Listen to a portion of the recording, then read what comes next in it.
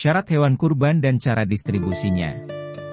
Assalamualaikum warahmatullahi wabarakatuh sahabat Ridho Ilahi Channel.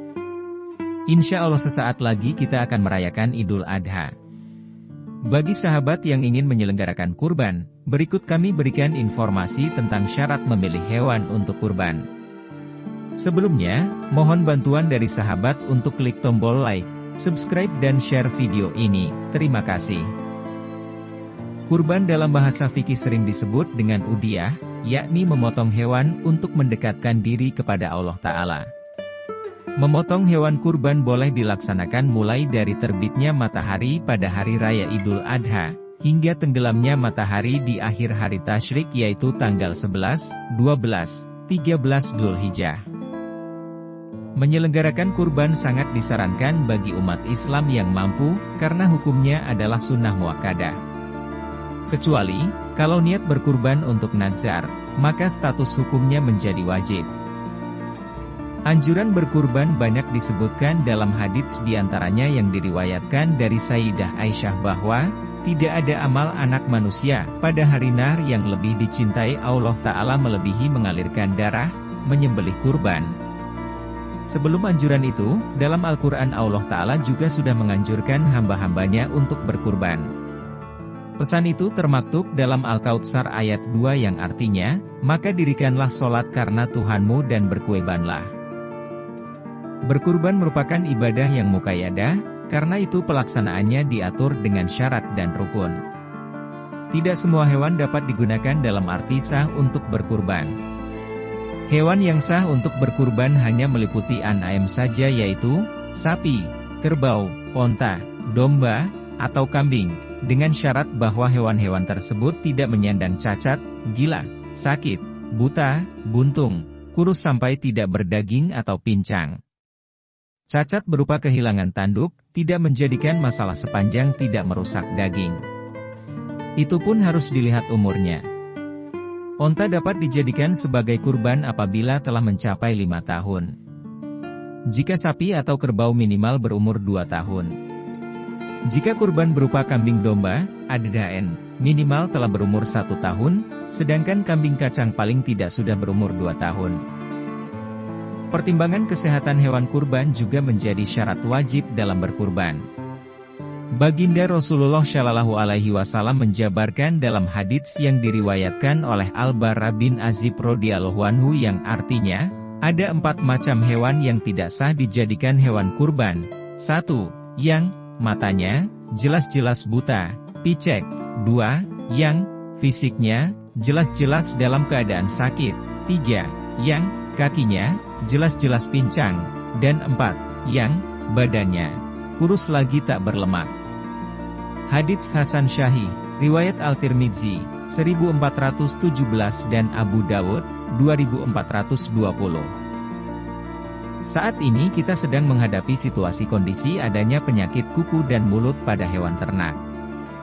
Dalam kondisi ini, kita harus waspada dalam memilih hewan kurban. Jangan sampai kita terpilih hewan yang terjangkit penyakit kuku dan mulut. Tanyakanlah surat bebas penyakit kuku dan mulut dari pemerintah kepada penjual hewan kurban. Dalam prakteknya, kurban dapat dilakukan secara pribadi dan dapat pula secara berkelompok atau bersama. Untuk 1 ekor unta atau sapi dan kerbau bisa untuk 7 orang. Ketentuan ini didasarkan pada sebuah hadits dari Sayyidina Jabir yang artinya sebagai berikut, Nabi memerintahkan kepada kami berkurban 1 unta atau 1 sapi untuk setiap 7 orang dari kami. Hadits riwayat muttafaq alaih. Adapun korban dengan kambing hanya dapat mencukupi untuk 1 orang saja, jadi tidak diperbolehkan 2 orang menggabungkan uangnya lantas dibelikan 1 kambing dan berkurban dengan 1 kambing tersebut. Berdasarkan perbedaan status hukumnya antara kurban sunnah dan kurban wajib, distribusi daging kurban sedikit berbeda.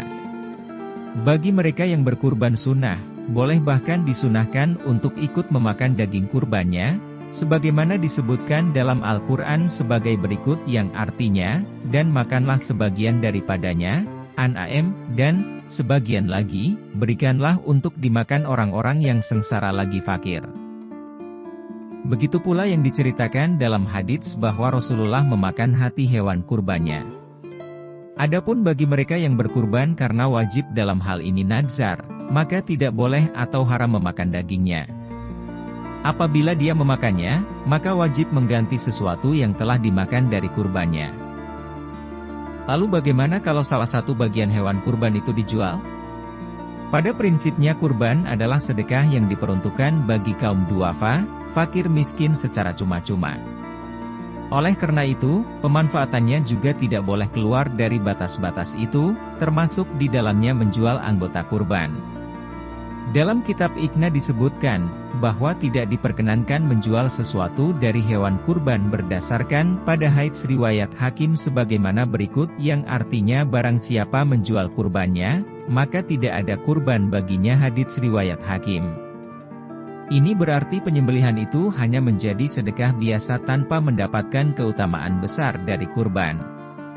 Tapi boleh bagi yang berkurban untuk mengambil kulitnya untuk dimanfaatkan sebagai sandal, sepatu, tempat air dan lain sebagainya. Tetapi tetap saja tidak boleh dijual bahkan dianjurkan menyedekahkannya karena lebih utama. Daging kurban disyaratkan untuk dibagikan kepada fakir miskin dalam keadaan masih mentah atau tidak berupa masakan. Ketentuan ini mengandung maksud agar fakir miskin dapat secara bebas memanfaatkannya, apakah untuk dimasak sendiri ataukah untuk dijual karena pada dasarnya daging itu adalah miliknya sendiri. Demikianlah penjelasan singkat dari syarat hewan kurban dan cara distribusinya sesuai dengan Al-Quran dan hadits baginda Rasulullah. Semoga bermanfaat, terima kasih. Assalamualaikum warahmatullahi wabarakatuh.